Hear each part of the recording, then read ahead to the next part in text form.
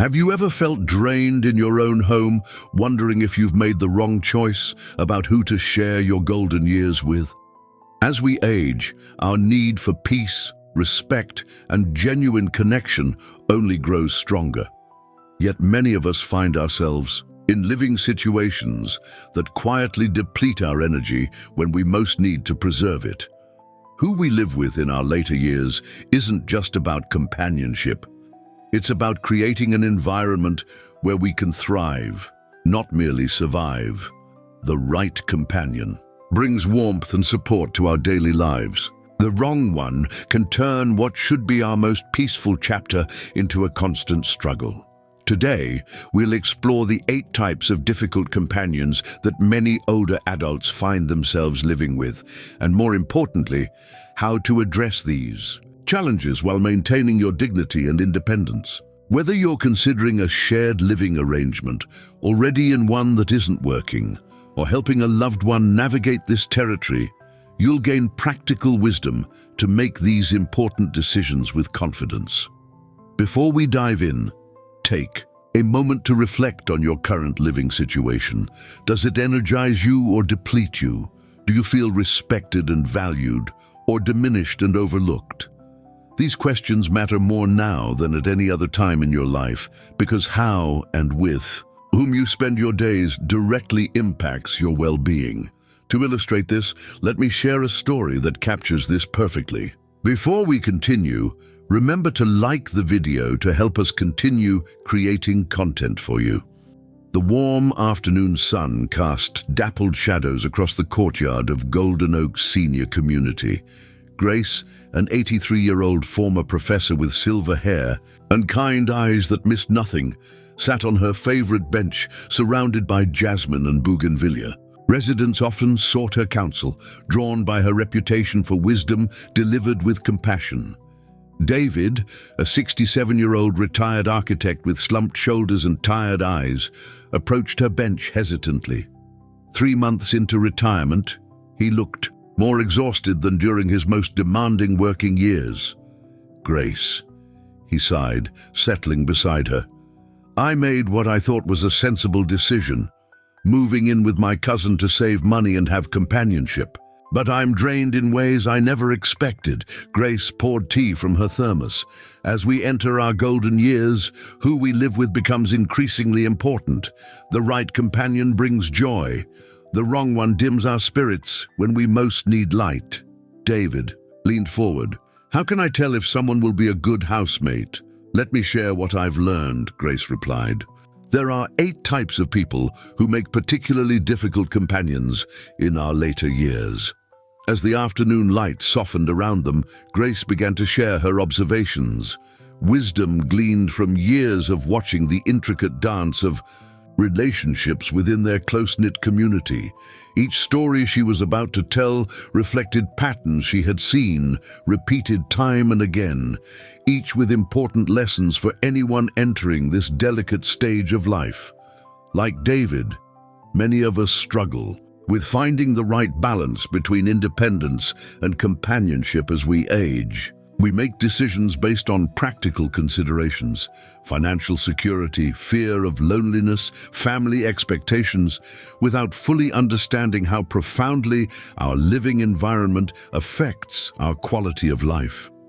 The coming stories reflect challenges that real people face every day in their homes. More importantly, they offer wisdom that can help you navigate your own living situation with greater clarity and purpose. As Grace would say, at our age, time is our most precious resource.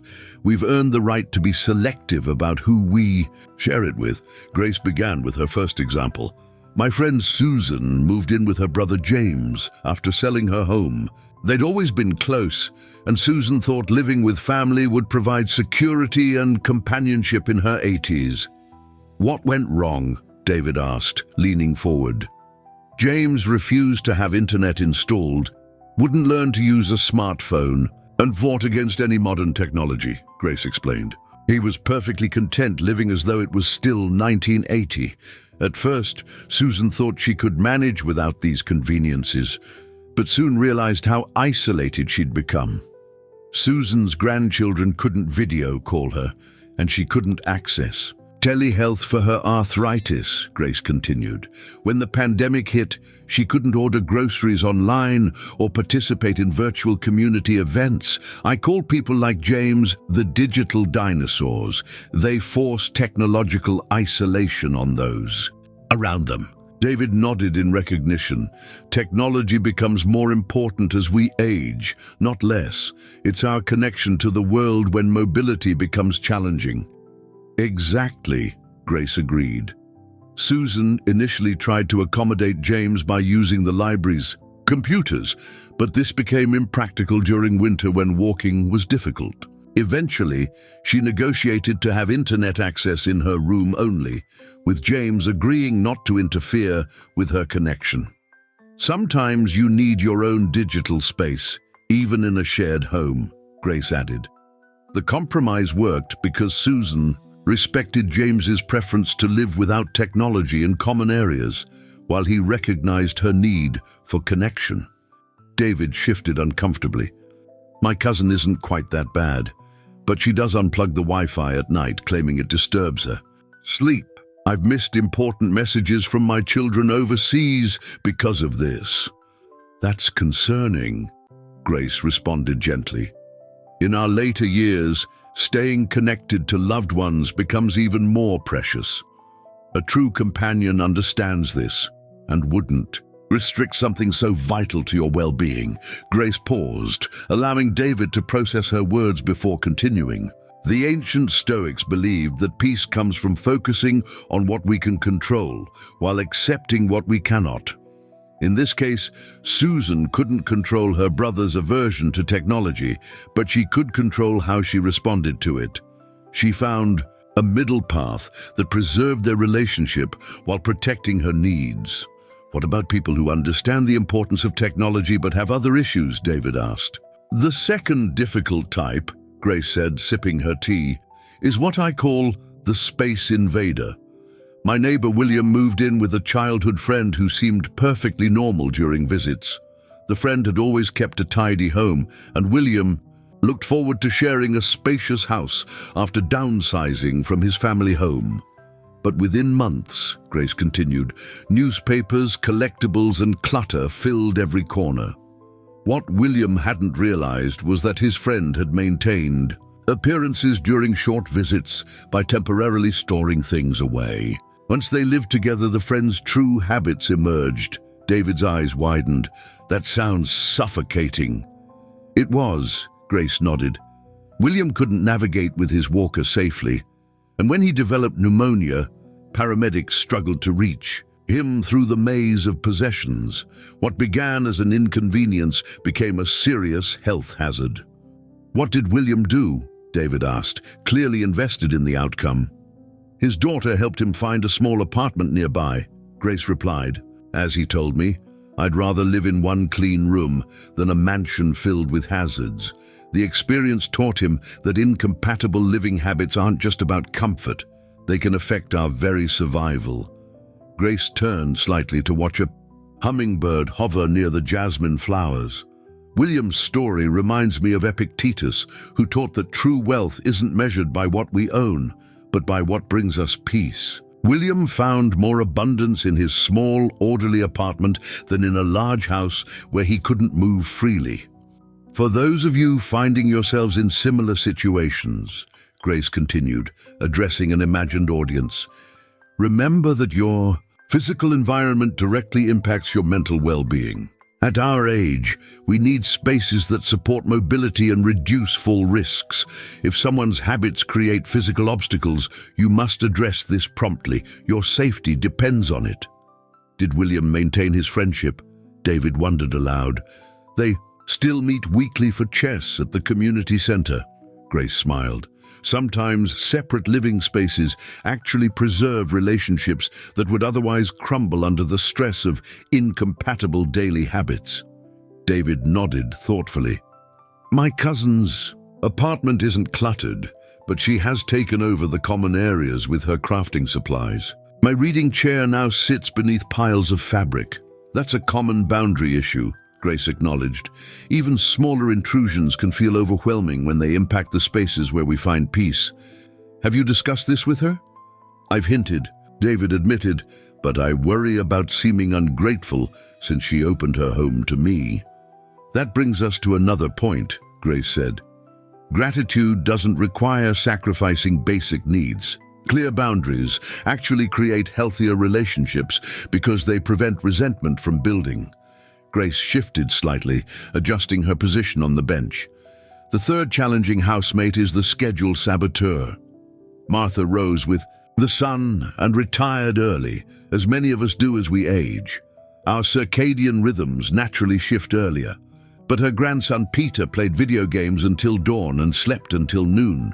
Their conflicting patterns created constant tension. Martha tried earplugs and white noise machines, Grace explained, but being constantly awakened during her deepest sleep cycle began affecting her health.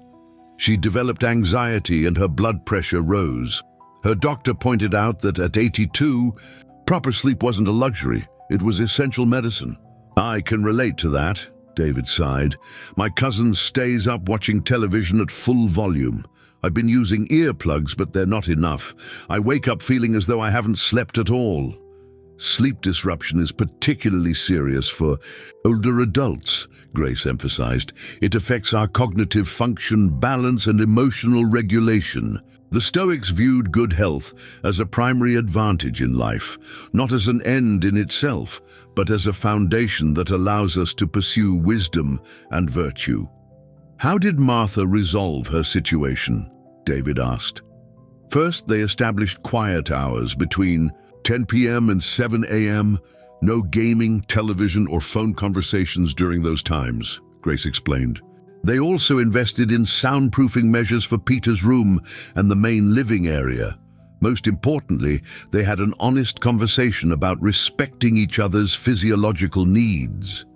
Martha realized she'd been reluctant to assert herself because she didn't want to seem old-fashioned or controlling, Grace continued. But when she approached it as a health concern rather than a preference, Peter understood the importance. They both learned to accommodate each other. Peter used headphones after 10, and Martha allowed some flexibility on weekends. David nodded slowly. I've been thinking of my sleep issues as a minor inconvenience rather than the serious health concern they actually are. That's a common mistake, Grace replied. We often minimize our needs out of a desire to be accommodating. But remember what flight attendants tell us. Secure your own oxygen mask before helping others. You cannot be present for anyone, including your cousin, if your health is compromised. The afternoon shadows lengthened as Grace shared her fourth example. Another difficult companion is the boundary crosser. Robert moved in with his daughter's family after his wife passed away. He appreciated their concern, but found himself treated like a child instead of a respected elder. His daughter entered his room without knocking, read his mail, and made medical appointments without consulting him. That sounds infantilizing, David remarked. It was, Grace agreed. Robert's daughter meant well. She worried about his health and wanted to ensure he received proper care. But in her anxiety, she overlooked his need for autonomy and dignity. Robert began feeling depressed and withdrawn. His sense of personhood was eroding. What did he do? David asked. Robert installed a simple lock on his door. Nothing elaborate, just enough to signal his need for privacy, Grace explained. He got a post office box for his mail and asked his doctor to call him directly about appointments. Most importantly, she continued, he had a direct conversation with his daughter saying, I know you love me and want what's best, but I need you to respect my privacy as you would any adults. I'll consult you when I need help, but I need to maintain my independence. Where I can... Was his daughter receptive? David wondered. Initially, she was hurt, Grace admitted. She saw her actions as expressions of love rather than intrusions. But when Robert framed it as a matter of dignity rather than rejection, she began to understand. They developed a system where Robert would share important medical information voluntarily. but his daughter would wait to be invited into health decisions unless there was an emergency. Before we continue, share in the comments, what's one thing you wish your children understood about getting older? Continuing. Grace turned toward David directly. The ancient Stoics believed that our dignity lies in our capacity to make choices, even in difficult circumstances. As we age, preserving this agency becomes increasingly precious. A good companion recognizes this fundamental need and supports our autonomy rather than undermining it. For those watching who live with adult children or other caregivers, Grace added, addressing her imagined audience again, remember that accepting help doesn't mean surrendering control. Even if you need assistance with physical tasks, your decisions about your life remain yours to make.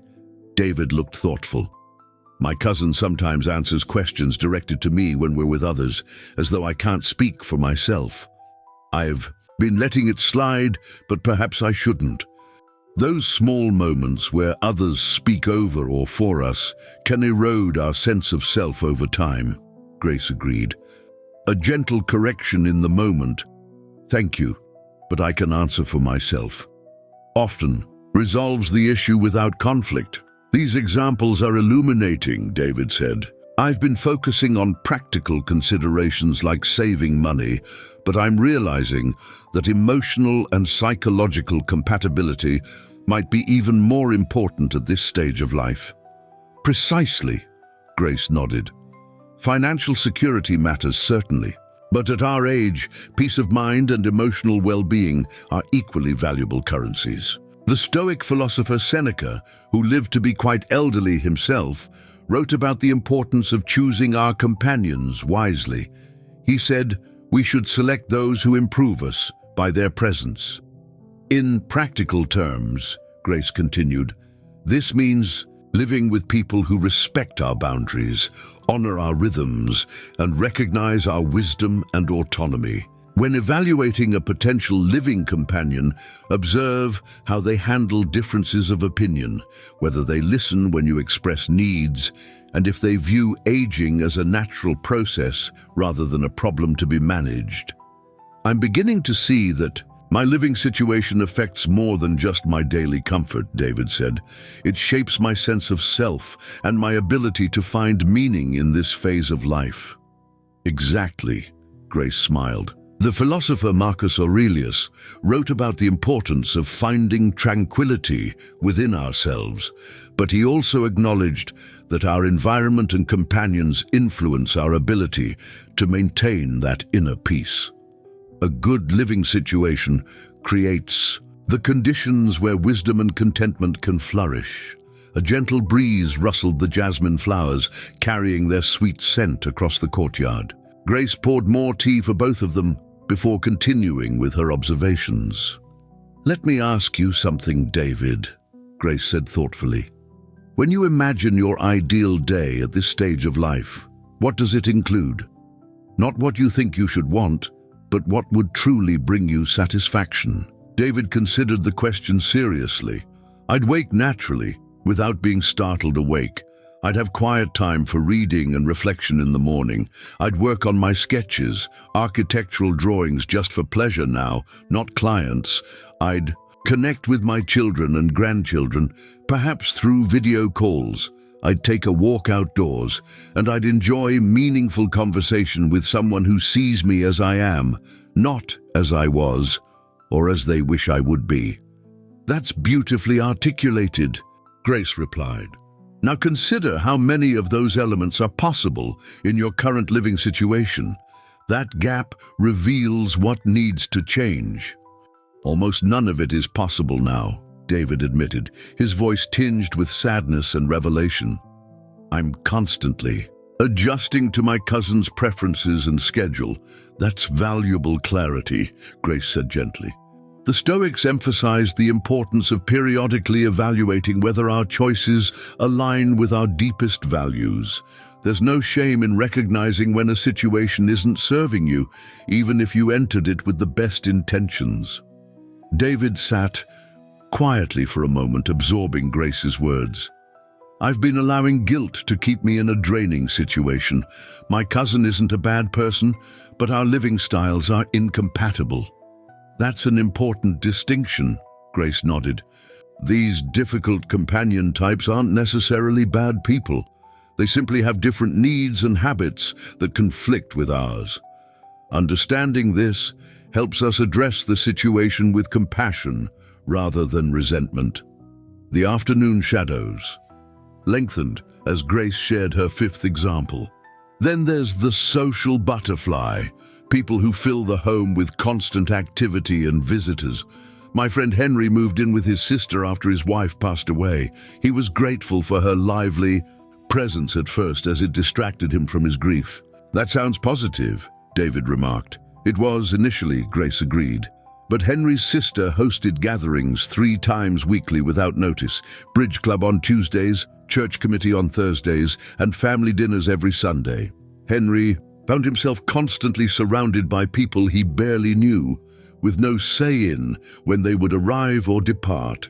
As an introvert who needed time to process his grief, Grace continued, Henry found himself retreating to his bedroom, overwhelmed by constant social demands. He began to feel like a guest in a home he was helping to maintain financially. "Did they resolve this?" David asked. "Yes, through compromise," Grace nodded. "They created a schedule designating certain days for visitors and others for quiet. Henry's sister agreed to give him at least 2 days' notice before hosting events, and Henry committed to joining Sunday family dinners while retaining the option to excuse himself when he felt overwhelmed. Henry also found a senior center where he could socialize on his own terms," Grace added. This gave his sister space for her gatherings while ensuring Henry maintained connections beyond the home. The key was finding balance between solitude and community, both essential for well-being as we age. "What you're describing isn't just about practicalities," David observed. "It's about having agency in our own lives." "Precisely," Grace affirmed. "The Stoic philosophers believed that while we cannot control external events, we can control our responses. But this becomes extremely difficult when we're constantly reacting to others' choices without space for reflection. A good companion respects our need for both connection and solitude." "Do you have friends who've encountered other challenging living situations?" David asked. Grace leaned forward earnestly. "The 6th difficult housemate is the health dictator. My friend Frank moved in with his niece after a mild heart attack. His niece was genuinely concerned about his health, which was admirable, but her concern quickly transformed into control." "What happened?" David inquired. "She began by throwing away his occasional brandy, which he'd enjoyed for decades without. Incident," Grace explained. "Then she removed all salt from the kitchen, despite his doctor saying moderate salt was acceptable for his condition. She forced supplements on him that he didn't need, and questioned his doctor's prescriptions based on internet research." "That sounds suffocating," David commented. "It was," Grace agreed. "Frank found himself hiding small pleasures like his morning coffee.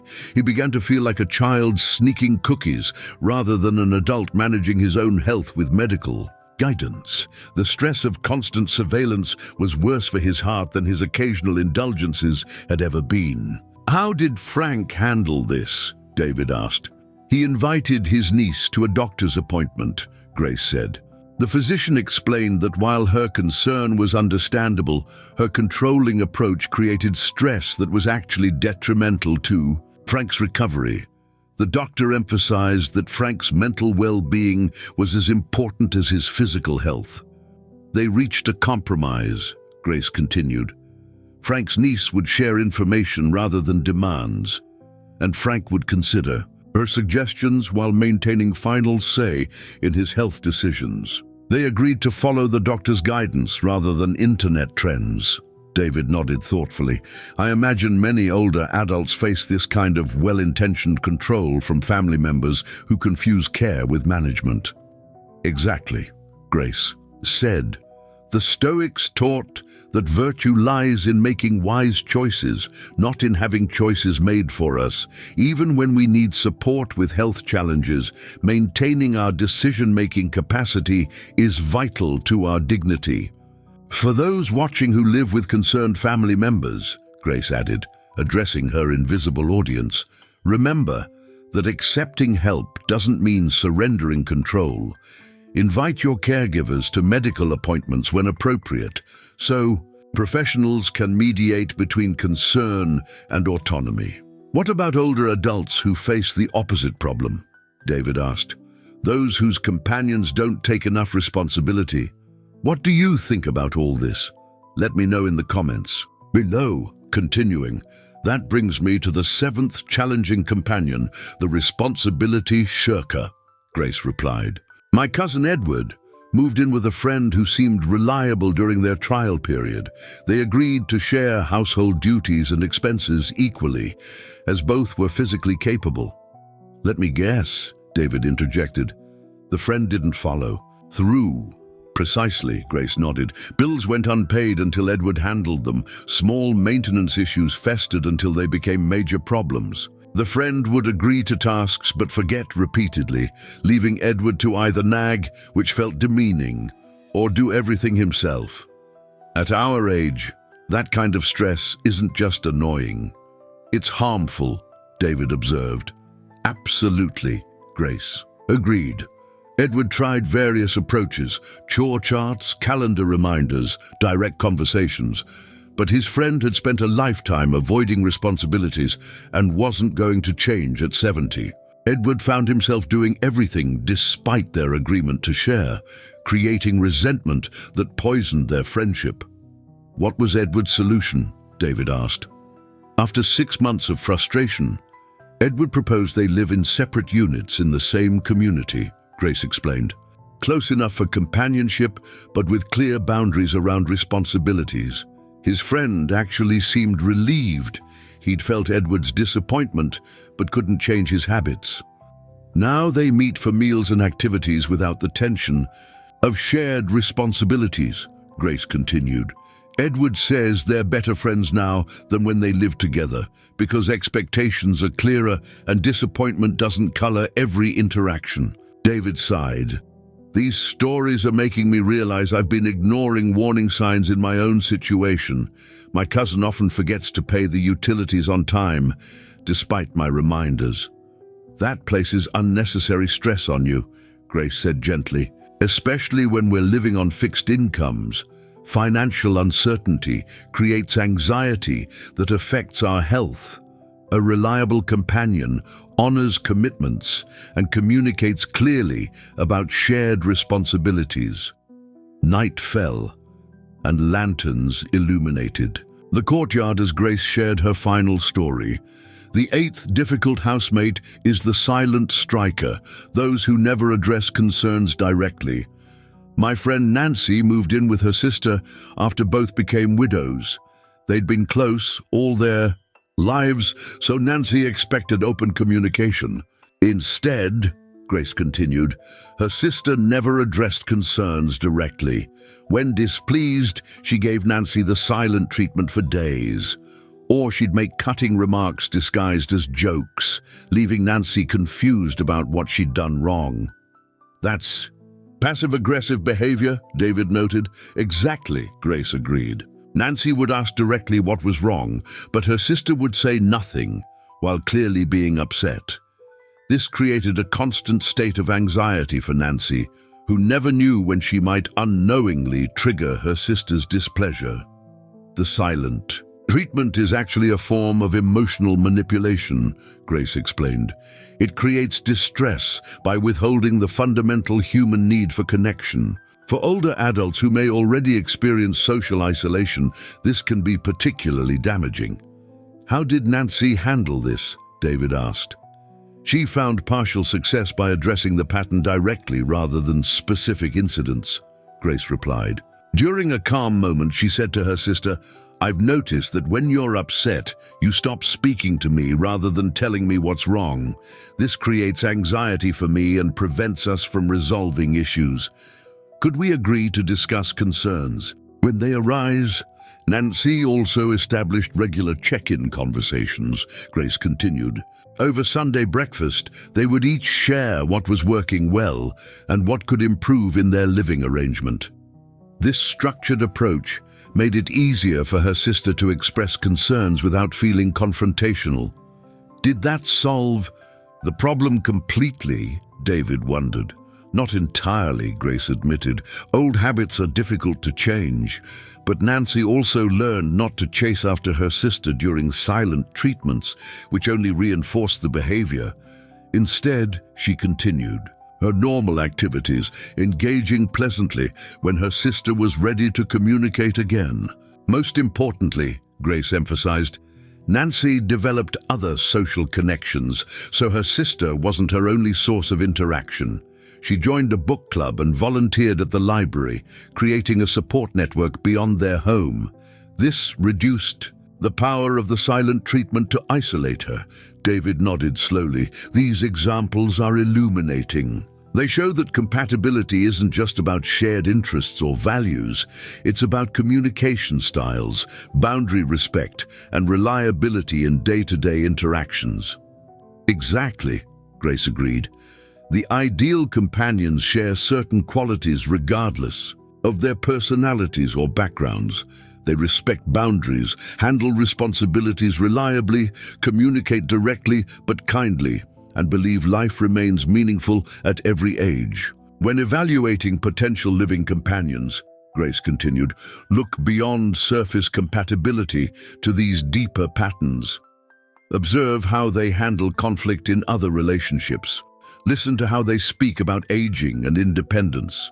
Notice whether they respect your autonomy in small matters, as this predicts how they'll approach larger decisions. David sat quietly for a moment, processing everything he'd heard. I've been allowing guilt to keep me in a draining situation, he finally said. My cousin isn't a bad person, but our living styles are incompatible in ways I didn't anticipate. Guilt is a powerful emotion, Grace acknowledged. Many of us were raised to believe that family needs supersede personal well-being, particularly as we age. But consider this.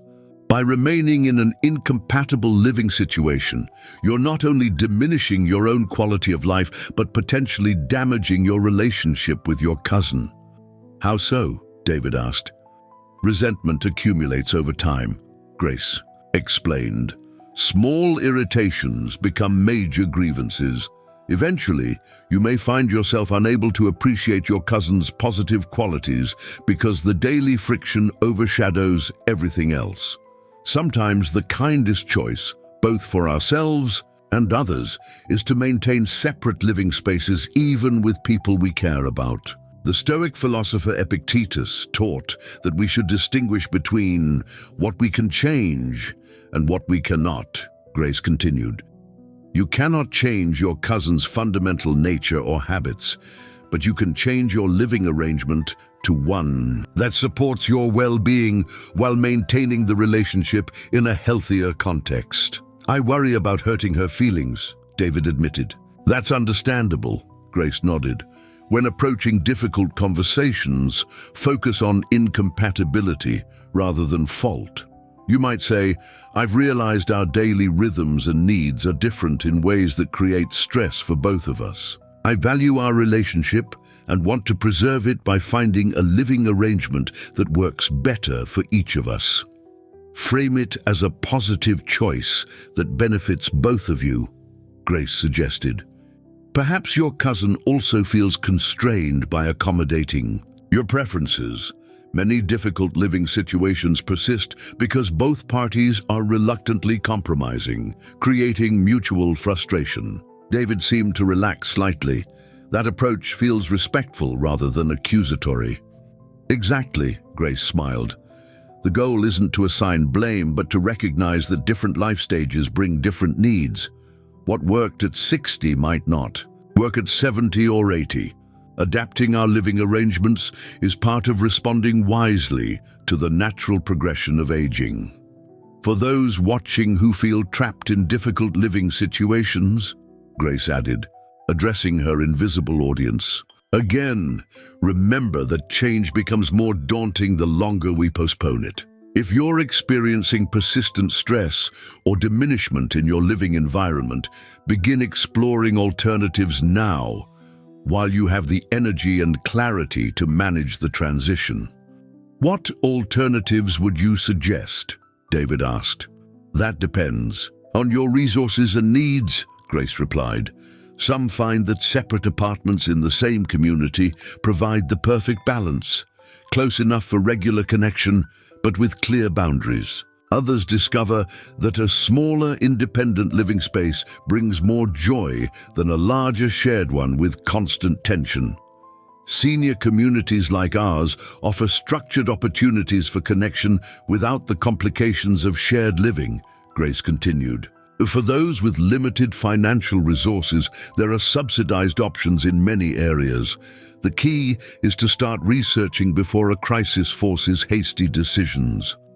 I've feared living alone would be lonely, David confessed, but I'm realizing that feeling isolated while living with someone might be even worse. That's a profound insight, Grace acknowledged. True loneliness isn't about physical proximity, it's about meaningful connection. Many people find that living alone actually expands their social world because they're more motivated to seek community engagement. Please hit the subscribe button if you appreciate advice like this. It helps us create more content you can use. Continuing, the philosopher Aristotle, though not a Stoic, observed that friendship based on utility often dissolves when the arrangement no longer serves both parties. Grace noted, the strongest relationships are those based on mutual appreciation rather than mere convenience or necessity. As twilight deepened around them, Grace summarized her observations. The common thread in all these stories is the importance of environment to our well-being as we age. We cannot thrive in spaces where our fundamental needs for respect, peace, and autonomy are consistently unmet. At this stage of life, she continued, we've earned the right to prioritize our tranquility. The wisdom that comes with age helps us recognize that peaceful surroundings aren't a luxury. They're essential to maintaining physical and emotional health. I'm beginning to see my retirement years differently, David said, not as a time to minimize and accommodate, but as a time to intentionally create the conditions for contentment. That's the heart of it, Grace smiled. The Stoics believed that a good life flows from making choices aligned with our deepest values. At our age, time is our most precious resource. We've earned the right to be selective about who we share it with. David nodded, a new sense of possibility brightening his expression. These conversations we're having, this kind of meaningful exchange, this is what I want more of in my daily life. That's valuable clarity, Grace responded. When making decisions about your living situation, use that as your compass. Ask yourself, does this arrangement create space for what truly matters to me at this stage of life? David sat quietly for a moment, then straightened his shoulders slightly. I need to make some changes, not hastily, but deliberately and with clear purpose. That's wisdom in action, Grace approved. Planning thoughtfully, rather than reacting impulsively.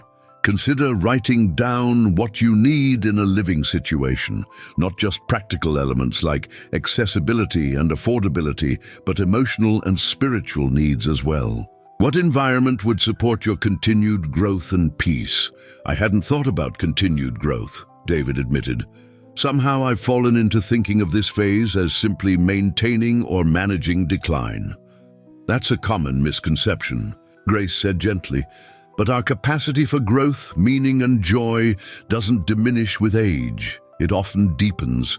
The right living environment nurtures this potential rather than constraining it. Grace gestured toward the community gathering in the courtyard as residents emerged for evening activities. Look around you. Every person here is still becoming, still discovering, still contributing. The best living arrangements recognize and honor this continuing development. For those watching who feel diminished by current living situations, Grace added, addressing her audience one final time. Remember that it's never too late to create circumstances that honor your dignity and potential. Small adjustments can sometimes transform a difficult situation, but sometimes more significant changes are necessary. Trust your wisdom to guide these decisions. As David walked home through the garden under a canopy of stars, he felt a sense of clarity that had eluded him for months. The weight of indecision had lifted from his shoulders, replaced by purpose. "I've worked my whole life for this chapter," he thought, smiling to himself. "I deserve to write it exactly as I wish." 2 months later, David returned to Grace's bench, his posture noticeably different. He stood taller, his eyes clear and rested. He carried a small box of pastries and 2 cups of coffee. "I've been hoping to see you," Grace greeted him warmly. "How are you, David?" "Transformed," he replied, settling beside her. "I took your advice and had an honest conversation with my cousin. You were right. She was also feeling constrained by our arrangement. We've both moved to separate apartments in the same building. We still share meals twice a week, but now, when we're together, it's by choice rather than obligation." "That's wonderful," Grace nodded approvingly. "How does it feel to have your own space again?" "Like coming home to myself," David said. "I wake to quiet mornings with my books. I've set up a small drafting table for my architectural sketches. I connect with my grandchildren without interruption. And I've joined the community garden here. I brought you some herbs I've grown. The best gift is seeing you flourish," Grace smiled, accepting the small potted plant. "This is what I hoped for you. Not just absence of friction, but presence of joy." As we close this exploration of living companionship in our later years, remember that David's story reflects a journey many of us face. The courage to evaluate our living situations honestly, to acknowledge when something isn't working, and to make changes that honor our needs. These are acts of wisdom, not selfishness. Think about your own living environment right now. Does it energize you or deplete you? Do you feel respected and valued, or diminished and overlooked? Does your home provide both the connection and solitude you need to thrive? These questions deserve your honest reflection, because your answers will shape your experience of these precious years. If you recognize some of the challenging companion types we've discussed in your own life, what step might you take this week to address the situation? Perhaps it's a direct conversation about a specific boundary. Maybe it's researching alternative living arrangements that would better serve your needs. Or it could be simply acknowledging to yourself that change is necessary, even if you're not ready to act immediately. Remember Grace's wisdom. At this stage of life, time is our most precious resource. We've earned the right to be selective about who we share it with. This isn't about abandoning relationships or responsibilities. It's about creating the conditions where genuine connection can flourish without constant compromise of our fundamental needs. The Stoics taught that peace comes not from controlling external circumstances, but from making wise choices within our sphere of influence. Your living situation is within that sphere. You have both the right and the responsibility to create an environment that supports your dignity, autonomy, and continued growth. How will you honor that responsibility to yourself? What small adjustment might bring more peace to your daily life? What boundary might you establish more clearly? What conversation have you been postponing that needs to happen? The changes you make don't need to be dramatic to be meaningful. David didn't move across the country. He simply created appropriate separation while maintaining the relationship. Sometimes the most powerful changes are subtle shifts that restore balance and respect to our interactions.